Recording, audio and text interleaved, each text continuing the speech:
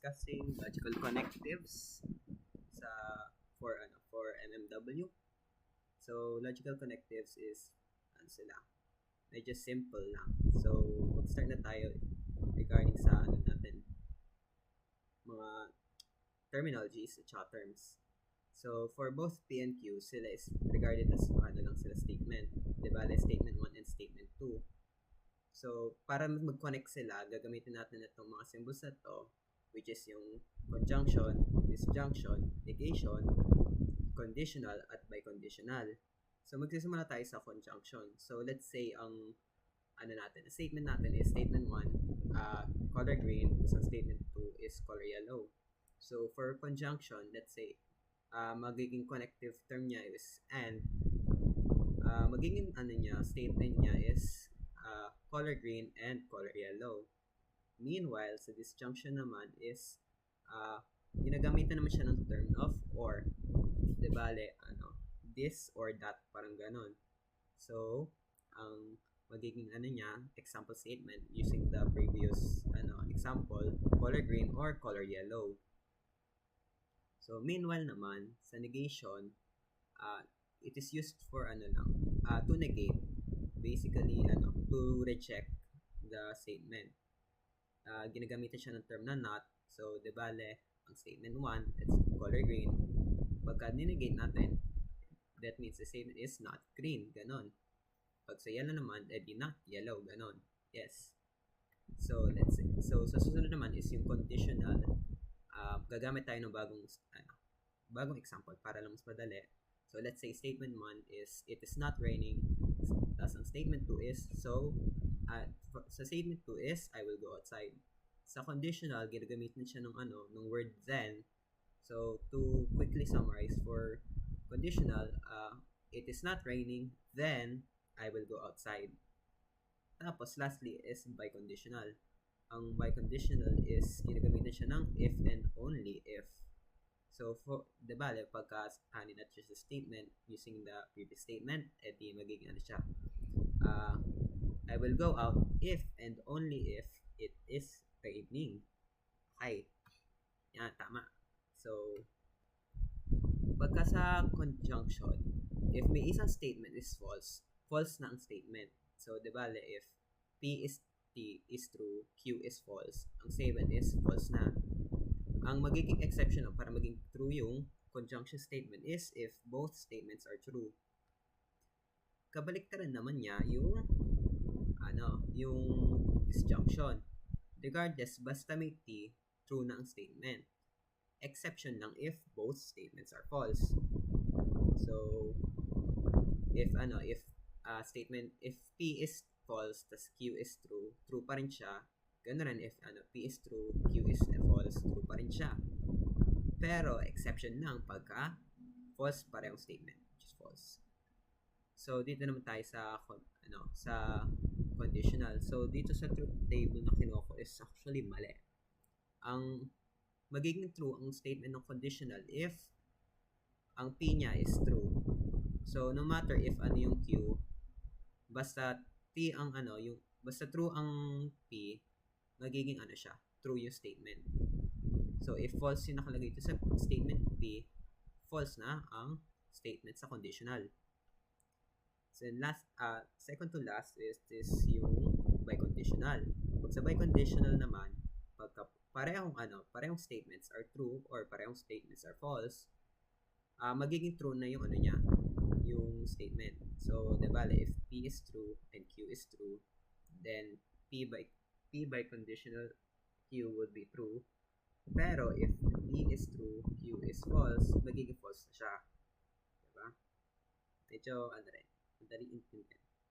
Tapos lastly naman is yung negation. Pag sa negation is kabaliktaran ng yung isa't isa. Let's say P is Q, then negate P is false. Yun lang, very simple. So, nakapaghanda ako dito ng mga examples para madali itong makuha. So, itong sample 1. So, let's say. So, ang example na to is hahanapin natin kung yung statement P at yung statement Q. Tapos, paano siya itatype sa symbols. So, yung unang example would be, number 1, this is a mango or this is a banana. So, yung P niya would be, this is a mango. Kasi siya yung unang statement na nakalagay. Tapos para sa Q, this is a banana. Yan. So, para naman sa symbol, since yung nakikita natin dito term na ginamit is or, ano siya, disjunction. Diba? Ang magiging symbol niya is P, P, Q. Ganyan.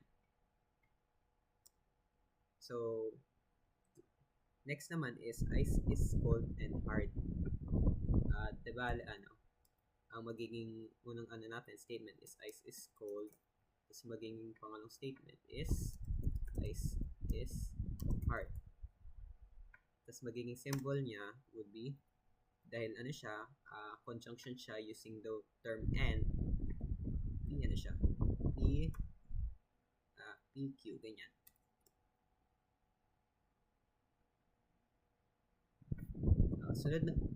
Sunod naman is yung this is not a statement. So, ang P niya is eto. This is a statement.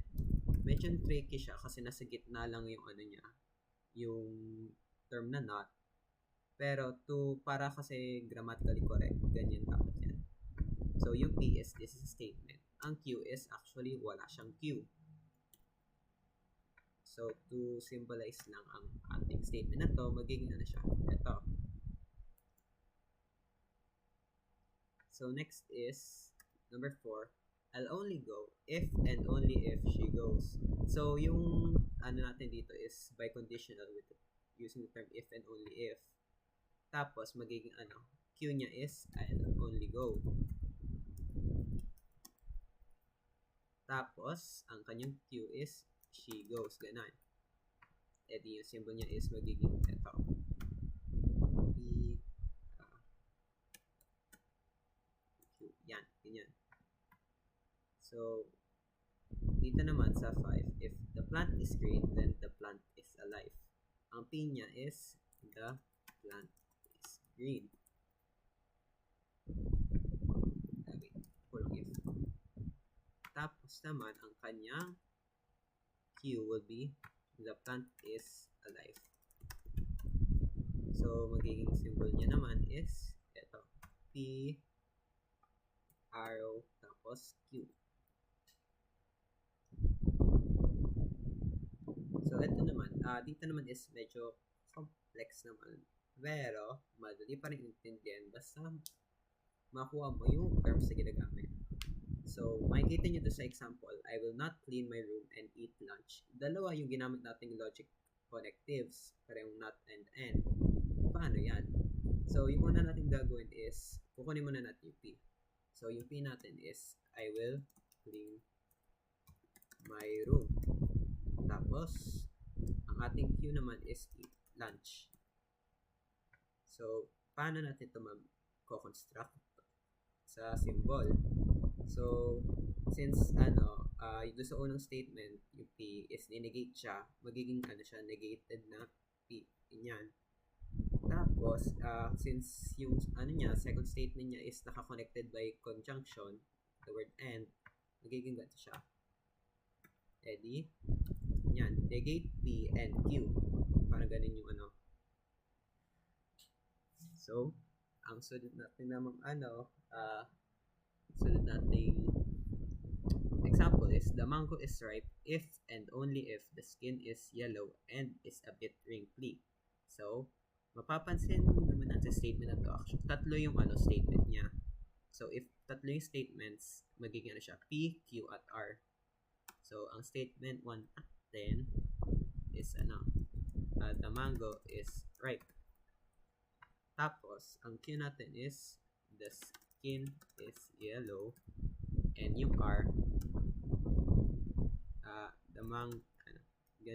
gawin natin gato para mas tama. The mango is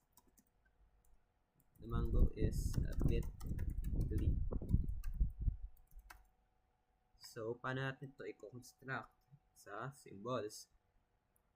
So, since biconditional siya with the word if and only if, ang unang part natin is P, if and only if, tapos Q.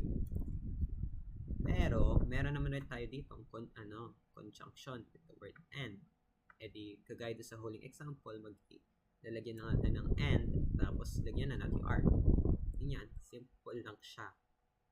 So, ito naman yung last example sa ating example 1. So, if the animal is a seal, then it is an aquatic mammal or a pinniped. So, tatlo ulit ang ating statements. The una nating statement is, if the animal is a seal, tapos ang ating Q would be, it is an aquatic mammal. Tapos ang kanyang R is, it is a pinniped. To construct naman natin itong statement na to is, if the animal is a seal, then, yung ating logic na connective is the word then, hindi ito yung gagamitin nating symbol. So, P, then Q,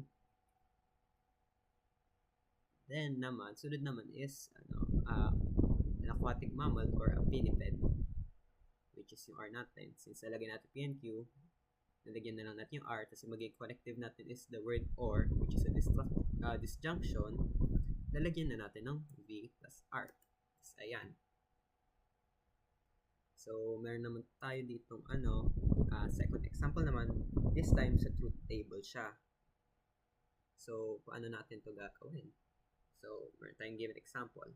So, meron tayong row 1, 2, 3, 4, 5, 6. Tapos, meron tayo ditong mga empty spaces. Basically, construct lang natin. So, firstly is P and Q. Titignan lang naman natin dito. So, since yung palatandaan natin sa conjunction, na if both statements are true, true siya. Basta may isang mali, false siya. So, magiging answer niya dito is, since ito, P and Q, may false dito, false na siya. Sa statement 2, may parehong true, true siya. Statement 3, false. Statement 4, false. 5 is false din. Tapos yung 6th row, false. So, makikita nyo, isa lang true dahil isang row lang sa kanila is may parehong true statements. So, moving on sa saan natin dito is R or Q. So, papansinin naman natin dito, itong R at Q. Diba, doon sa una, P at Q. Tapos ngayon naman, papansinin naman natin dito yung R at Q. So, yung paalalahanin natin sa disjunction is lahat sila true except if parehong statements are false. Diba, ang magiging natin dito is true ang una, true yung pangalawa, false yung pangatlo dahil pareho nga silang false. So, makikita natin dito. Tapos, the rest will be true kasi lahat sila is may true sa statement. So, paano naman ito? So, negate R or Q. So, para madali natin siya makuha is, gagawin natin is ganito lang.